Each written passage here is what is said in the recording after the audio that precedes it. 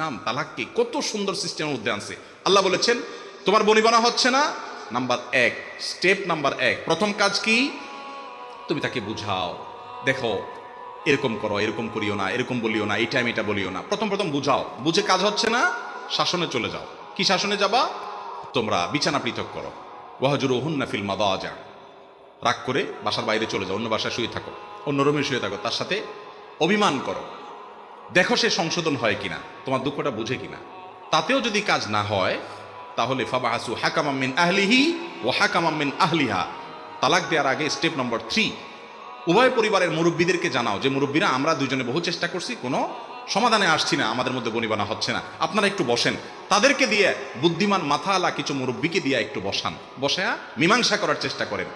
তাতে যদি হয় আলহামদুলিল্লাহ, তাতেও যদি না হয় স্টেপ নাম্বার 4, 4 নম্বর স্টেপে গিয়ে যদি মনে হয় না তালাক ছাড়ার উপায় নাই, এভাবে থাকতে গেলে অশান্তি বাড়তে বাড়তে খুনাখুনি হতে পারে, বিপদ হতে পারে, তাহলে এবার একজন দক্ষ আলেমের কাছে যান, একজন দক্ষ মুফতির কাছে যান, দারুল ইফতায় যান, একজন ভালো বিশেষজ্ঞর কাছে যান, যে বলেন ভাই এই হলো অবস্থা, আমি এখন তালাক ছাড়ার বিকল্প নাই, সিদ্ধান্ত নিয়েছি তালাক নিতে হবে। মুরব্বীরাও বলছেন ঠিক আছে আলাদা হওয়া ভালো, কিভাবে দেব আপনি বলেন।